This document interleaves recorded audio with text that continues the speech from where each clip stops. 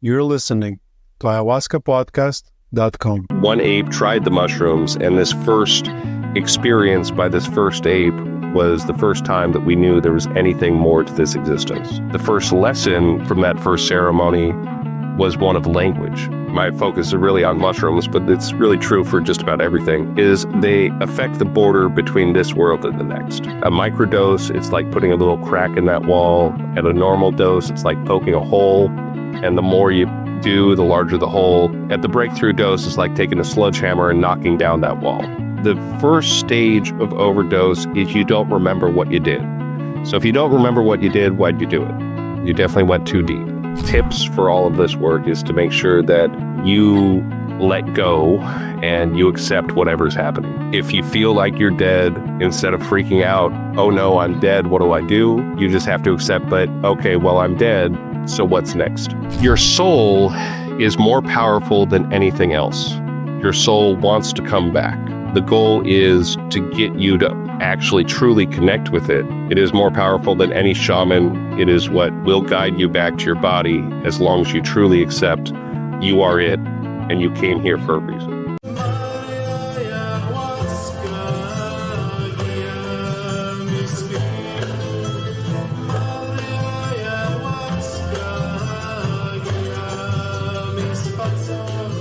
Hi guys, and welcome to Ayahuasca Podcast. As always, we do the host, Sam Believ. Today I have an interview with Dave Hodges. Dave Hodges or Dave Hodges? Hodges. Okay. Dave Hodges. Dave Hodges is known for his advocacy of entheogenic plants as religious sacraments. He's a founder of Church of Ambrosia. Dave regularly consumes between 15 to 25 grams of dried mushrooms in a single session, aiming to deepen his understanding of consciousness and the divine. Dave has been actively involved in legal efforts to protect the use of entheogenic plants as sacraments. This episode is sponsored by La Huayra Ayahuasca Retreat. At La Huayra, we combine affordability, accessibility, and authenticity. La Huayra, connect, heal, grow. Guys, I'm looking forward to hosting you. Dave, welcome to the show. Hey, thanks for having me. We're having a retreat right now, and one of the visitors, we were chatting, and he mentioned that recently, there was stuff happening in US that they were cracking down on churches and stuff like that. So that's how I found you. It was just a few days ago, and it's pretty cool that we're on a call now. That's the beauty of, I guess, modern day and internet. But before we get into all this juicy stuff, tell us about your story. Like, how does one become a leader of a psychedelic church? Well, I mean, it's a long story, but in short, we started as a cannabis church, and I'd had a deep relationship with cannabis for a very long time. And shortly after we opened up, Oakland passed the lowest priority for entheogenic plants, and the one that was calling to me was the mushroom. I had never done mushrooms at the time, so I had to learn what they were before the church could provide them. And there's a whole path I talk about that they took me on, from doing the 5-gram heroic dose and then moving my way up in a very quick matter from 5 to 10 to 15 to 20 to 30 grams in a single dose, all in the intent to understand what mushrooms were and what religion is, where religion came from in the first place. Since that point, which was back in 2019, at least 3 to 4 times a year, I still do the breakthrough dose work myself. The church now has over 125,000 members, and those are all people who have physically come in the church to get cannabis, mushrooms, or DMT from us. But it's been a wild journey, to say the least. How do you fit 125,000 people? What kind of church do you have? we that's what we need, actually. We need a much bigger building. The church exists as a physical location where people can get their sacrament, but we're much bigger than that. We have been looking for a larger home for quite some time, and I'm sure eventually we'll find it. But what happened was we were raided in 2019, or actually 2020, early 2020. And from that point, we went from 20,000 members to now over 125. So we've just kind of exploded in ways that we couldn't imagine. Really all because we got raided by the local PD. That's basically a perfect example of what doesn't kill you makes you stronger. It's like you got some publicity, I guess. Yeah.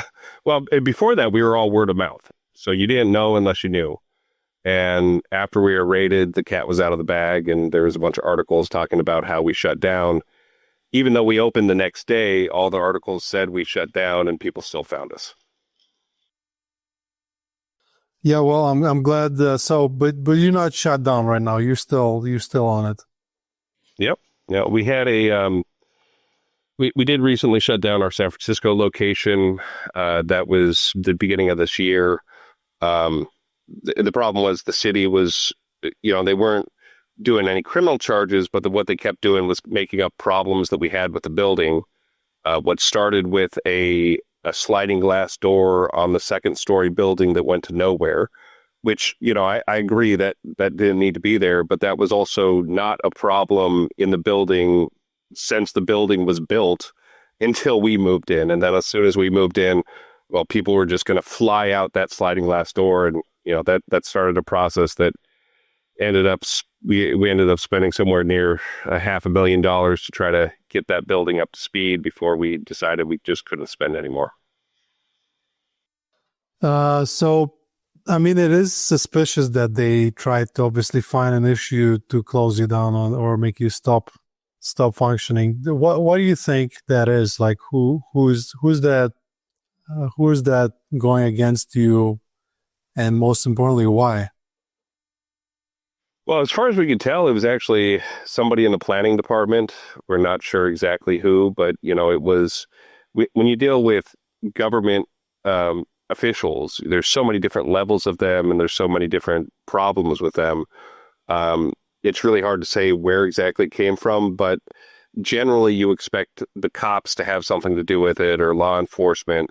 But the law enforcement in San Francisco actually really liked us. We had worked together with them to try to control some chaos at Hippie Hill on 420, and we regularly provided them video footage of things that were happening around our building. So the cops were actually not the problem. It was more somebody in the planning department who just was absolutely sure that we needed to go, and they were going to figure out how to do it.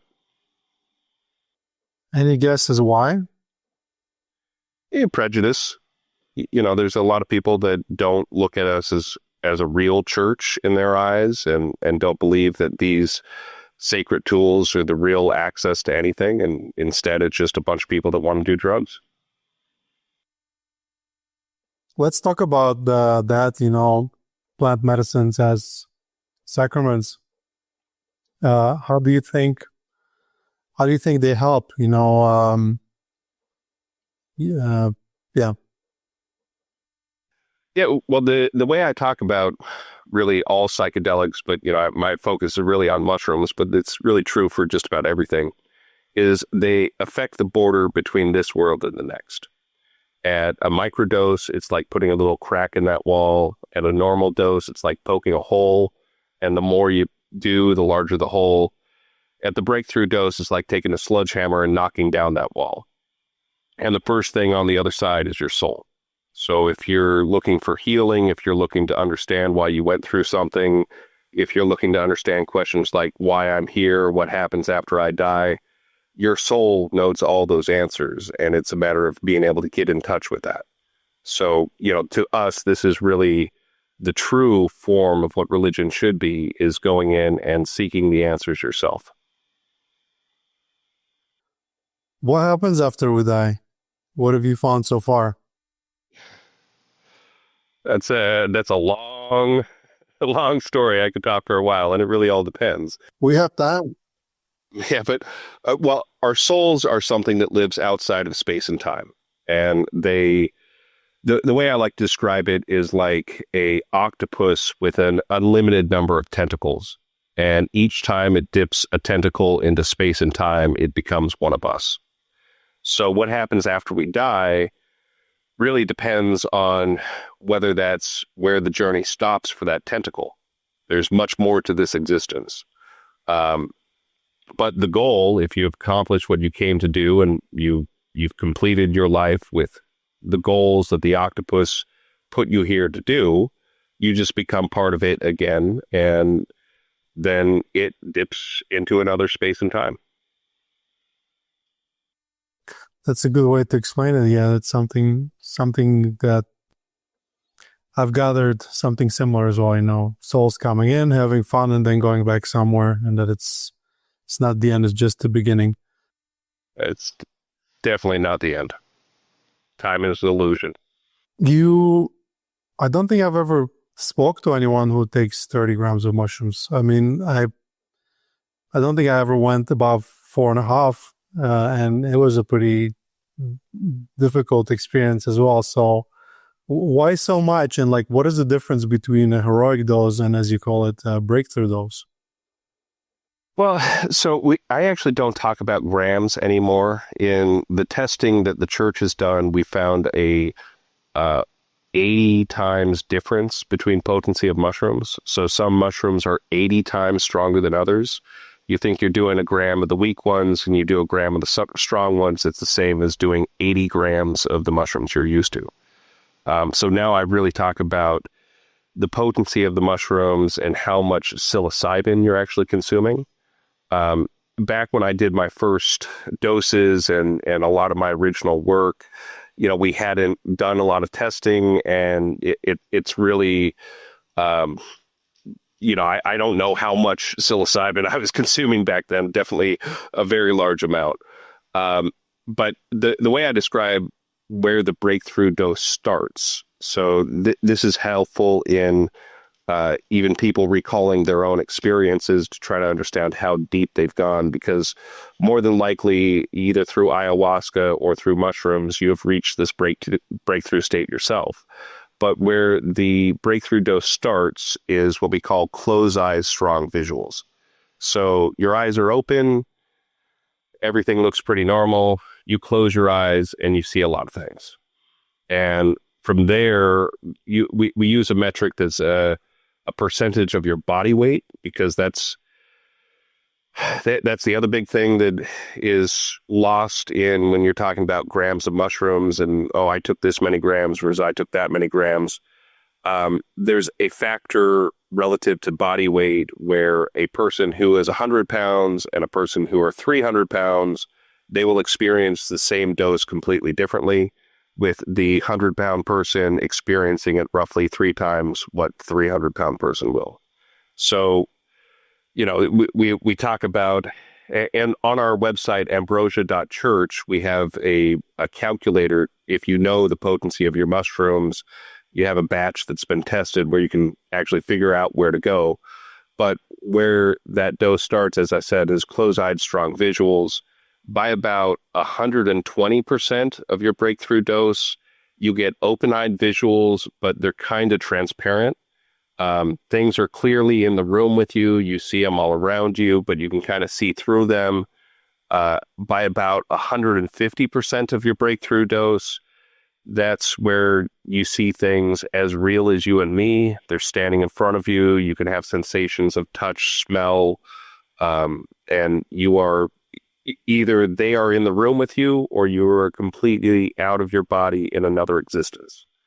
But for me, the benefit of this work, you know, these really deep experiences, when you have to work your way up, you know, there's a few dangers that I'll get into a little later about doing too much too quickly.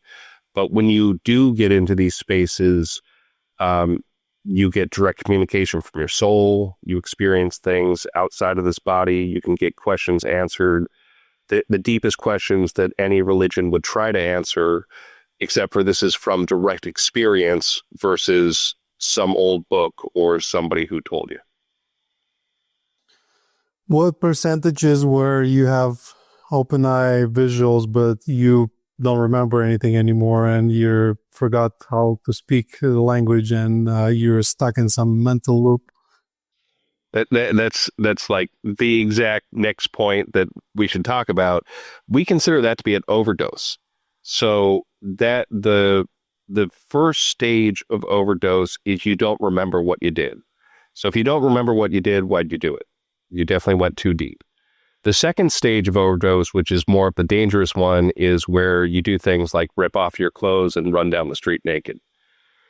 Now, the thing about these higher realms is it's much like bodybuilding. You know, you wouldn't just, you've never lifted weights before, you wouldn't go and try to pick up 400 pounds. And if you did, you'd probably hurt yourself. There's real importance of slowly working your way up until you're comfortable going deeper. And as you do that, you'll remember more and more. But if somebody has never gone deep at all, and then you even take them to the 120%, they're not going to recall a good chunk of their experience. They'll recall some, but there's really a strong importance to slowly working your way up to these larger doses and giving yourself time to both process and your tolerance to fade before going into the next one. So you mentioned, getting the direct experience versus the old book. Do you believe the old books were written by someone who had the direct experience, or not necessarily psychedelics? Oh, well, so the story of our religion, we actually had somebody who did a high dose and went back and lived a lifetime with the original apes, pre-human ancestors that discovered the mushrooms. We actually tracked that back to about 2.6 million years ago, when there was a great time of climate change where our pre-human ancestors were chased out of the forest into the grassland. This story that you can find on our website, and I talk about a lot, is one where we found the mushrooms following a trail of bugs. One ape tried the mushrooms, and this first experience by this first ape was the first time that we knew there was anything more to this existence. The first lesson from that first ceremony was one of language. To us, these are the roots of all religions, that there are hidden truths in every true religion that's out there that track back to the deep use of entheogenic substances. What do you mean by true religion? Well, there's, when I say true religion, I'm trying to weed out things like weird sex cults or ones wrapped around aliens where people drink Kool-Aid to go visit the stars. Things with real truth in them. I'm not necessarily saying large religions or any specific flavor of anything, but there's religions that focus on deep teachings and deep universal truths. And then there's religions that are really just focused around one charismatic leader to do whatever they want you to do. Mostly make money. Yeah, generally. A lot of other worse things too. It's interesting you mentioned aliens, and I see, ayahuasca work is different from mushroom work, but there's still similar patterns, and there are some patterns that emerge, and one of them is some people go to this alien direction and some people go to ancient Egypt, and there's many different ones, sort of realmy space, and aliens is one of the routes some people take. So do you, in your experience with high doses, you never encountered that? So you don't think, what do you think about aliens? I'm just curious. Well, aliens are real. There's the breakthrough dose lets you leave this space and time and interact with things that are outside of this world. I have met many different races and entities and things that would absolutely be considered aliens.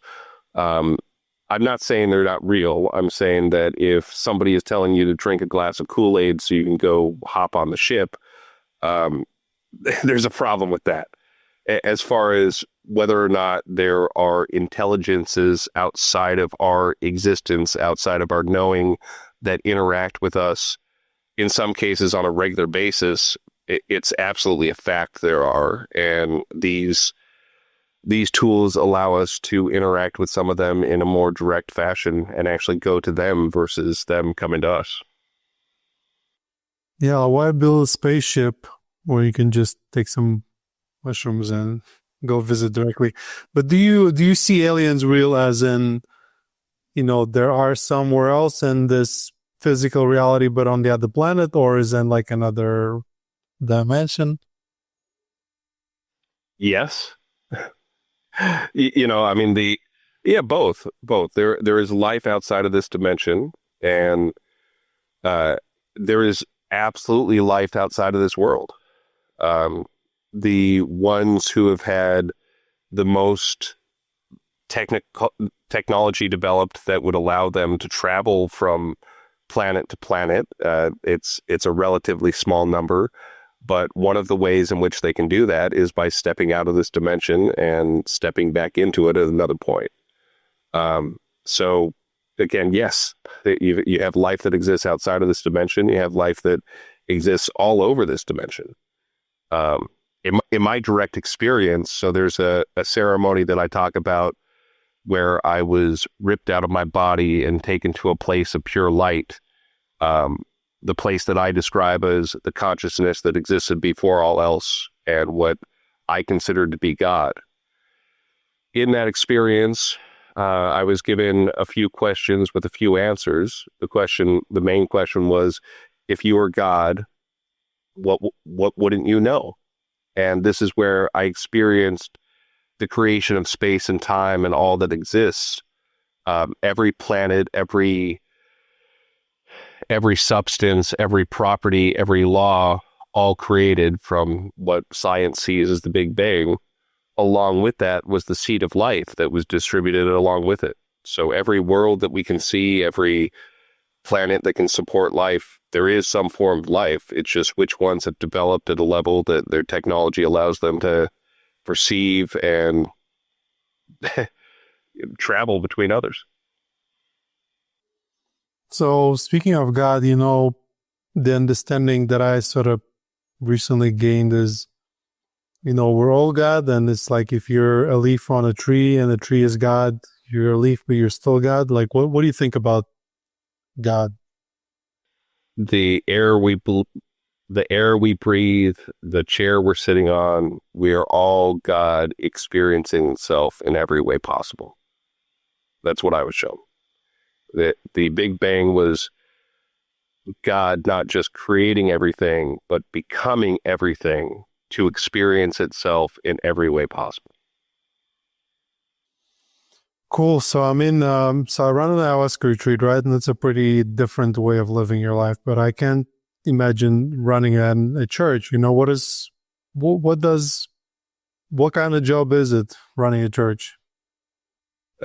Well, doing what we do and what I do specifically, there's a lot of interaction with lawyers and city officials and, a little bit of everything. But our goal is to make sure that people have safe access and information so that they can use these substances and find their own truths. On a day-to-day basis, we interact with in some cases, hundreds of people that have questions about what these sacraments do, how to use them safely, and we're a place where people can go and both acquire those and learn what they need to learn to use them safely. But do you ever do sacraments in the church itself, like in a ritual, or? No. Especially in the high dose work, it's definitely not something you want to do around other people or in public. But in general, our facility is relatively small, and it's in a relatively bad area in Oakland. By far not the worst, but it's not a place where we can host people to do this sort of work. So we recommend that they find a safe place, ideally at home, around people that they trust who know what they're doing, and that's where they do their work. We do have a project called God Sitters, which is a house in the Oakland Hills where we dose people with these breakthrough doses. It's not exactly open to the public, but we do open it for anybody that comes across me and asks about it. That is, we do the dose where there's 2 sober sitters, 1 person on the dose. The dose is done downstairs. It's this 2-story building. The sitters stay upstairs. The person's downstairs in a room with nothing on the walls, a bed on the floor, and just a safe place for them to go deep into themselves with themselves. The sitters are there to make sure that if something happens, like the house catches fire or they hear a loud thud, somebody can go check on you, and so that you know that you have somebody safe around you who understands what you're doing. But the whole goal is to let people get deep into themselves, with themselves, for themselves. And why inside of the house? Why not outside in the nature? And just what do you think about the connection with nature? When you're there's many different ways to use psychedelics and mushrooms specifically, but when you're talking about the breakthrough dose, you're leaving your body. If you leave your body and an animal comes and decides to chew on it, you might have a problem when you come back. The way that we recommend these breakthrough doses being done is in a safe environment with a bed and a bathroom nearby. There are people who do them out in nature, but for us, it's making sure that we have a safe container for your body to keep your body safe when you're not in it. So when you say you're leaving your body, it's the soul leaving the body? Yeah. I mean, you have experiences where, especially on the extremes of the breakthrough dose, you completely acknowledge you are not in your body. If somebody who was to come in and check on you, they would just see you. What they appear is you just passed out on the floor. If you ask you what you were doing in that, you will tell them, but no, I just wasn't there. So it's really important to make sure that we have a safe container for people. And the bed and the bathroom are pretty essential. You want to have a comfortable space for your body. And if there are any accidents that happen, having a shower and a bathroom right next to you are very nice. So if the soul leaves the body, does it always come back? So far, you might feel like you never come back. And one of the more important tips for all this work is to make sure that you let go and you accept whatever's happening. If you feel like you're dead, instead of freaking out, oh no, I'm dead, what do I do? You just have to accept that, okay, well, I'm dead, so what's next? If you feel like you're trapped in a space and you'll never come back, again, the only thing you can do is just accept that you're trapped in that space. You did it to yourself and you'll never come back. You will, but focusing on whether or not you're going to and focusing on what happens because you're dead, that will only limit what you're trying to do. The goal is, especially when you're dealing with a death experience, to understand what happens after death. Do you have any priests or shamans in your religion? Like someone that maybe, if a soul can't come back, like in ayahuasca work, we have shamans, right? And sometimes people go very deep and then they can sort of help them navigate their way back. Do you do something like that, or? We haven't found the need to. One of the biggest things that has made the work a lot safer is understanding this potency and dosage relative to body weight. Where we have, especially before we had that calculation, we have taken people too deep. It's just a matter of time before they come back. So we want to make sure that the environment's safe, that they aren't planning on going anywhere that night, and that they got somebody who's experienced these deep realms to be able to talk to them after they come out. But really, the worst experiences where we've seen the overdose and potential harms that come out of going too deep, too quick, and not understanding what you do, I haven't yet had somebody not come back. I've had multiple people who just decided that they never wanted to do this work again. And honestly, all but one have eventually come back and maybe 6 months to a year later and said, okay, I'm ready to go back. I understand that I was just too afraid of what I was dealing with and I went too far. But it's your soul is more powerful than anything else. Your soul wants to come back. The goal is to get you to actually truly connect with it. And it is more powerful than any shaman. It is more powerful than any guide. It is what will guide you back to your body as long as you truly accept you are it and you came here for a reason. And, like every religion has a book. Did you have to write your own book, or you using some other book, or? Yeah, I'm actually, it's funny you say that. In the next several weeks, our book will be in the first stages of printing. We're going to do a few rounds of feedback to people in the community before we do the final printing of it. But we do have our own book where we talk about the practices and that first tribe that found the mushrooms and the lessons that they learned to guide us to where we are. It's cool. You have a name already? It's the Book of Ambrosia. Cool. What is ambrosia anyway? I remember when I was living in south of Russia when I was a kid, there was a plant called ambrosia, and it was kind of like a past plant that would just grow everywhere, and if you touch it, it like burns your hands. Is that the same thing? Ambrosia means food of the gods. Ah, okay. Cool. What is your craziest realization that you got through this extremely deep plant work? Something that makes you view life different forever ever after that. I would. There's too many that I could say that completely changed my outlook on reality.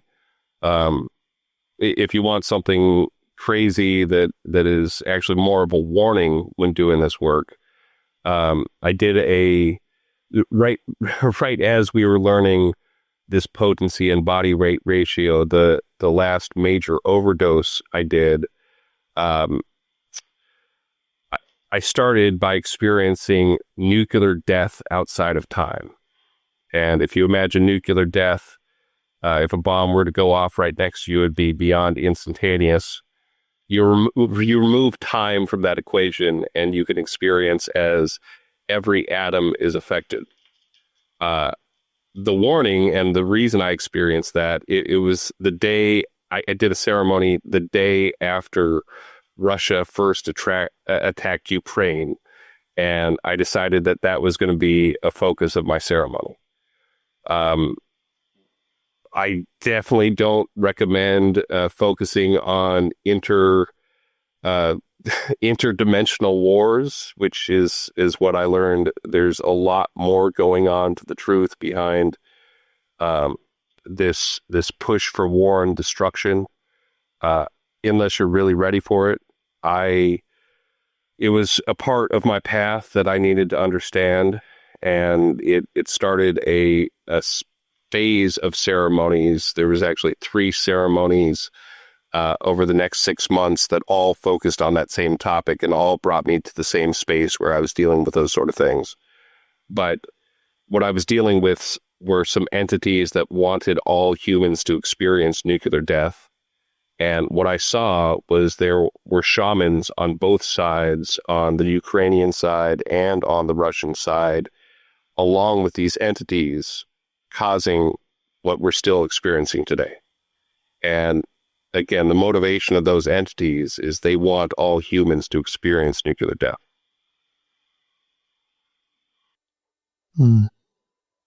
Okay. Let's go back to the legality of psychedelics in US and like the whole drug war. And I mean, you do your thing and you trip on very high doses of mushrooms and you experience deep stuff. Like, as far as I can see, you're not hurting anyone. Why do you think they want to shut you down? And just the whole war on drugs? Why do you think it happens? Well, the war on drugs is all about money. And you have to understand the different players and the motivation behind it. But actually, our raid was a perfect example of that. I don't necessarily want to go into the full details of the raid, but I did manage to talk them out of continuing to raid us. After they started raiding us, I came down there yelling at them that they were violating our religious freedom. They told me to go away. I went away, and I came up with a plan with my attorneys to come back with a letter that said, hey, if you sign this, we'll let you into the safes and you can pack your bags and leave. The head cop, the sergeant on scene, really didn't want to be there, and he said he couldn't sign it, but if we let them into the 8-hour safe, so we had a bunch of safes there, but one of them is a professional jeweler safe rated at 8 hours for a professional safe cracker.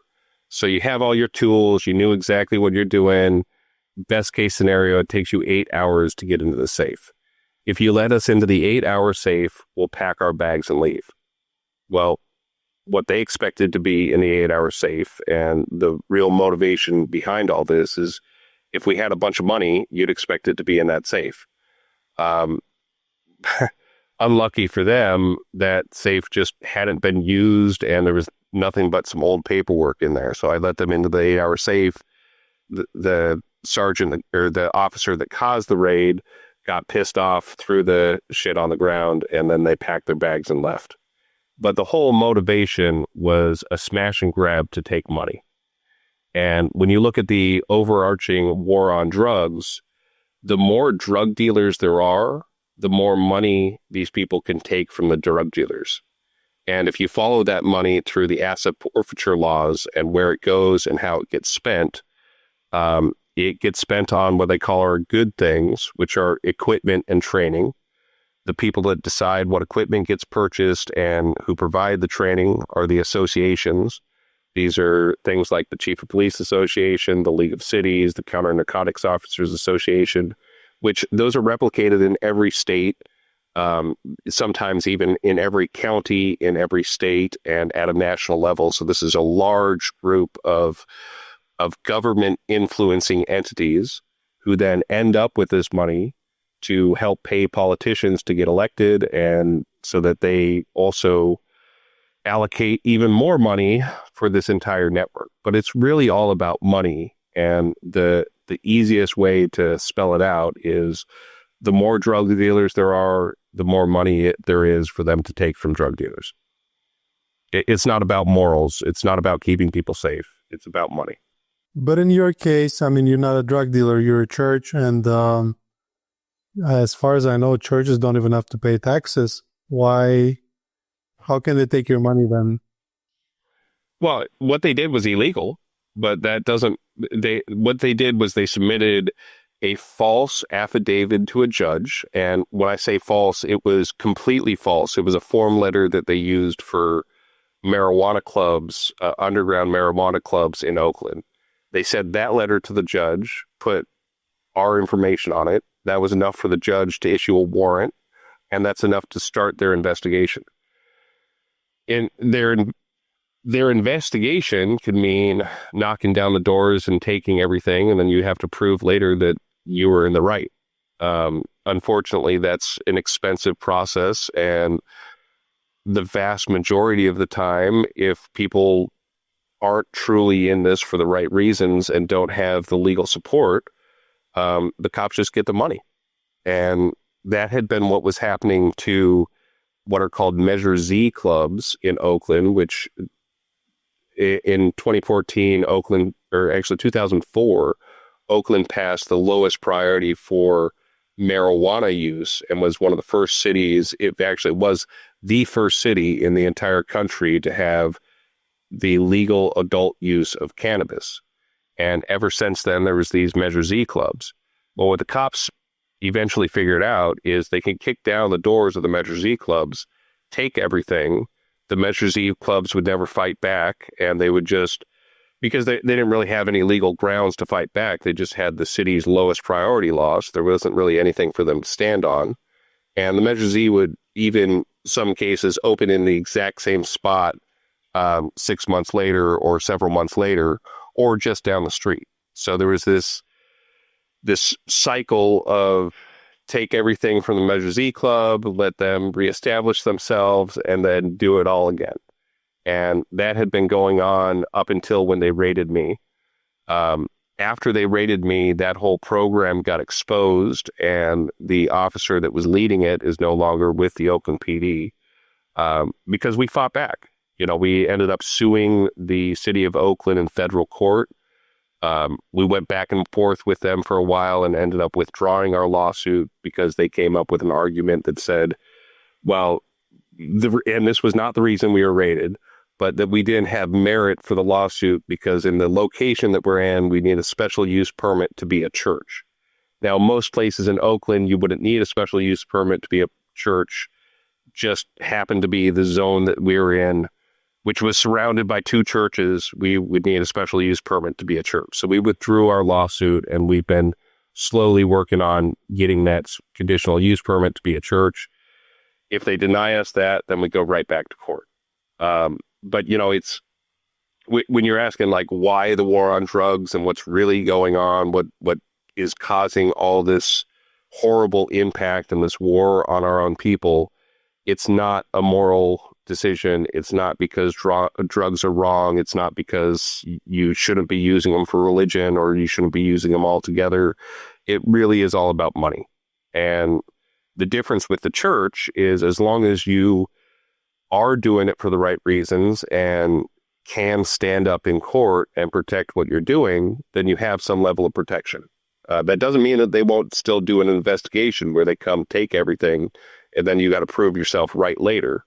It just means that when you go to actually sit in front of a judge and jury, that there's a good chance that the jury is going to find in your favor. But can you ever expect to get your money back, like the money they took away from you? Theoretically, yes, but most of the time, no. In a best case scenario, you get your legal fees back. And the problem with, especially what we're facing, is the only laws that protect what we do are actually at a federal level. Going through federal court costs a lot of money. Some of the churches who have done it successfully, you're talking about bills that can easily be $5 to $7 million going through court. So you're much more worried about getting your attorney fees back than anything else because those are really the biggest expense. But we'll never see anything back from what they took from us back in 2020. It sounds expensive, man, running a church in U.S. I mean, if you're going to do what I do and provide public access for this stuff and sit there and say, hey, I'm right here, come get me, it's not going to be cheap. If you're just talking about a small group of people and you're not trying to draw any attention to yourself, you're never going to have any problems. That's why the vast majority of the churches and really the vast majority of people that we support underneath the church have small groups of friends where they use these tools between each other. Cool. And the people that are coming to your church, are they coming because they're looking for healing, or they're looking for, spiritual exploration, or what is the most common complaint they get? I mean, we literally have everybody coming for every reason you can imagine. We see all walks of life, from the homeless guys on the street to bankers and tech people and everything in between. We see families where their grandkids are bringing in the grandparents. We see literally every stage of life, every type of person, and they're all coming for different reasons. A lot of them are definitely coming for things that they hear microdoses can help with. Many of them come to just explore themselves a little deeper or try to get some answers of things that they're going through. But it's literally any reason, any walk of life. The whole thing about this is it's all about the personal experience. It's not about me telling you what I've experienced or reading from some old book. It's for you to actually go in and address the issues yourself and come out better. Yeah, no, I agree with that part. That's a direct experience and no intermediaries. How does it, obviously you have a lot of expenses and you get rated and that's expensive in the court cases. How does a church make money? Like what's the business model? I run an ayahuasca retreat, right? We're not huge, but people come in, they pay some money. That's what I used to pay the workers. And the remainder we used to, build improvements and medicine house and things like that. How do churches work? Well, everybody is a little different. The way that we work is when you join the church, you own everything that is the church. All the sacraments we have, everything else. But part of our membership agreement says you will contribute or donate towards the church to receive sacrament. So people come in and they contribute to the church and they receive the sacraments that they need. And that covers the expenses in producing, providing, and all of the legal bills and everything else that we have associated with what we do. Again, we have over 125,000 members now, so it's like a small country. What's the end goal? Do you want to be the biggest religion in the U.S., or what is the best case scenario? That everybody understands that they have a soul and understands why they're here and what they're supposed to do. That is the true goal of what we're doing, is to make sure that you understand there is a way to get these answers. You can get them from somebody that loves and cares about you more than anybody else, because they are you. They are what came to become you, and they know why you're here, what you've gone through, and what you need to learn. To me, if every human on the planet could have that experience and knew that they had the ability to have that experience, the world would be a much better place. It's not about me or any specific person or anything like that. It's really about you, and about you learning that you have something much deeper inside yourself that is you. I agree with that mission. I want to do something similar. I want to wake up in a world where yesterday everyone had ayahuasca, to see how the world feels.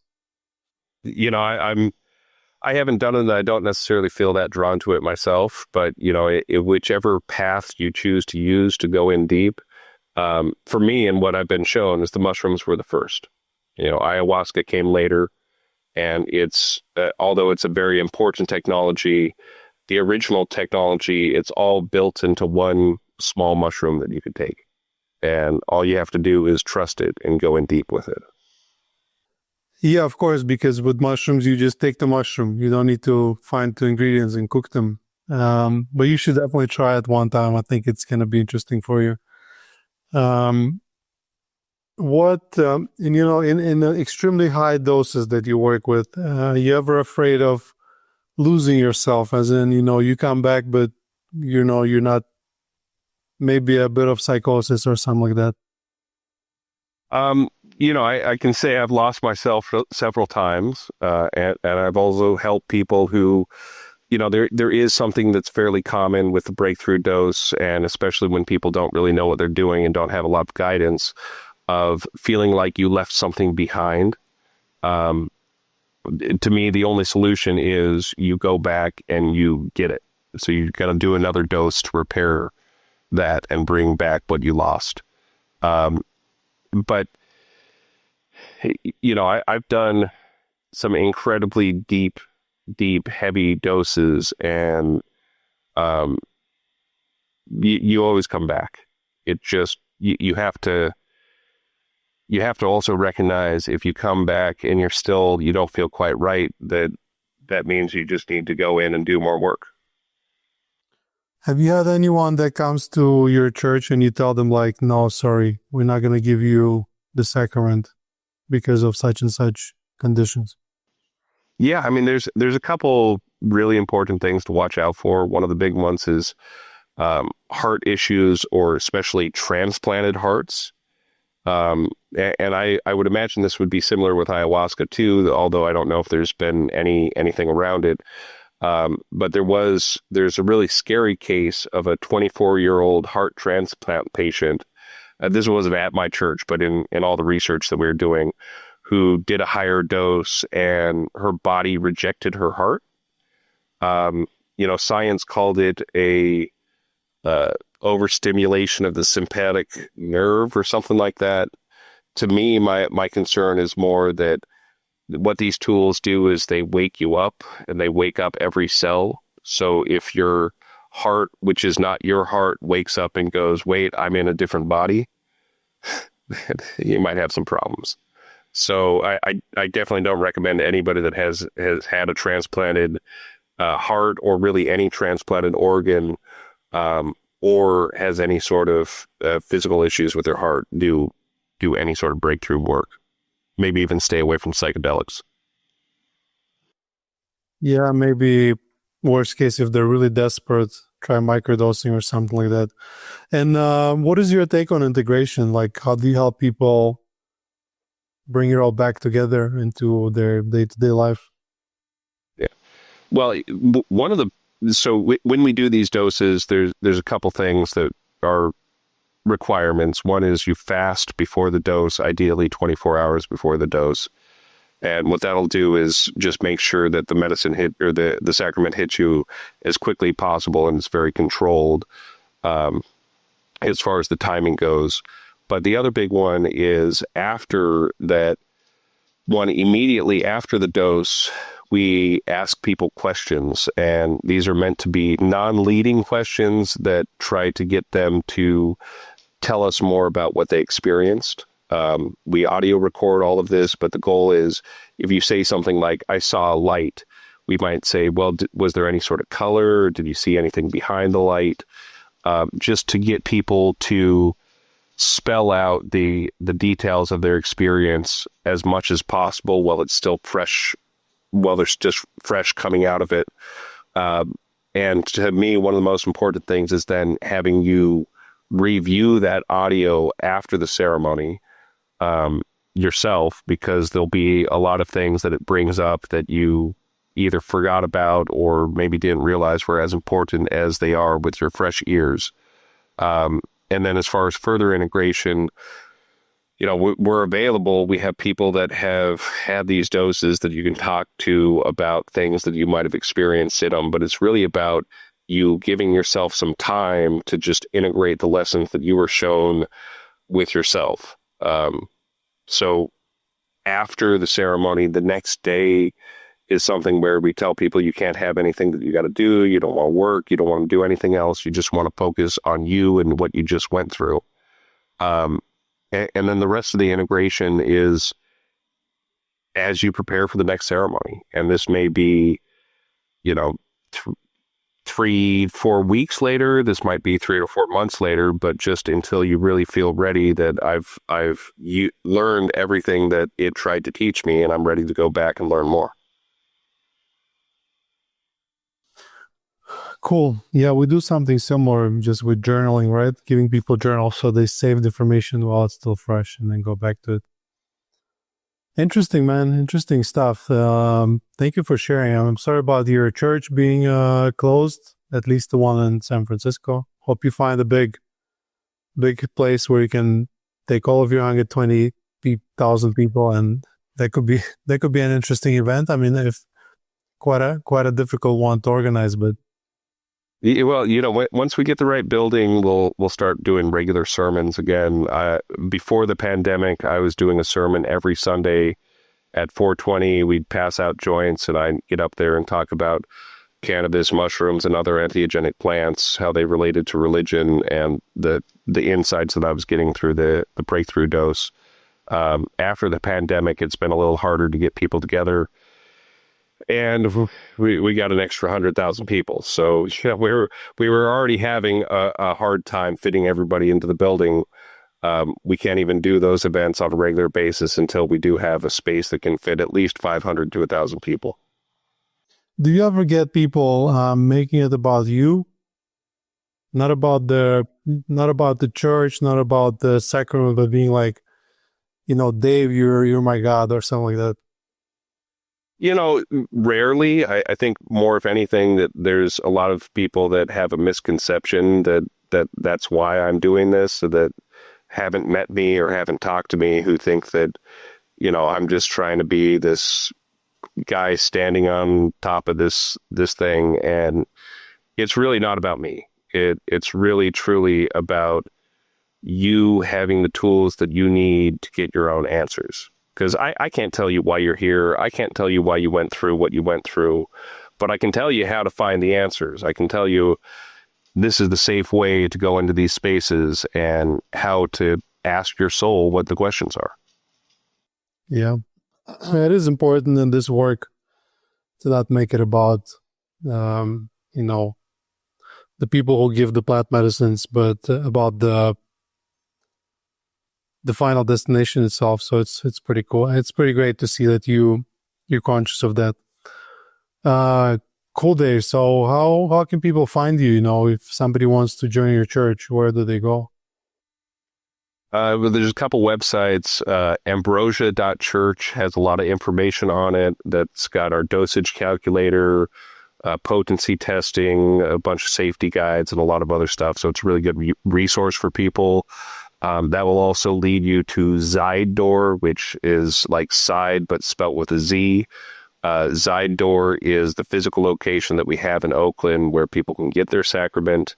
If people are looking to reach me directly on Instagram, it's at DaveHemp420, and I do my best to get back to everybody. But if you're interested in the church, definitely, and you're in the Oakland area, come check out Zydoor. And if you're curious about other things we do, make sure you check out the ambrosia.church website.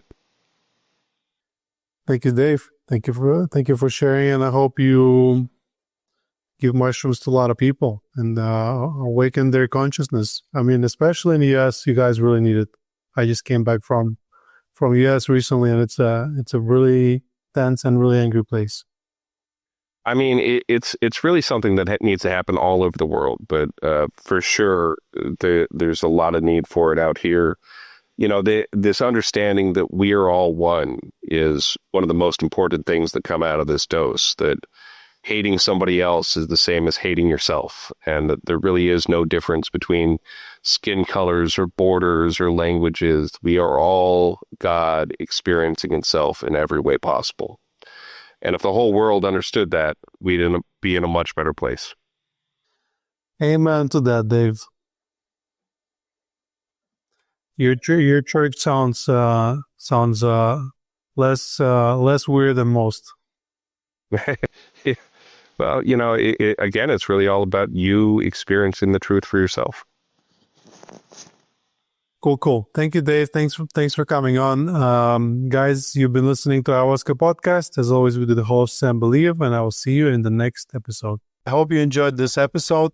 If you'd like to support us and psychedelic renaissance at large, please follow us and leave us a like wherever it is you're listening.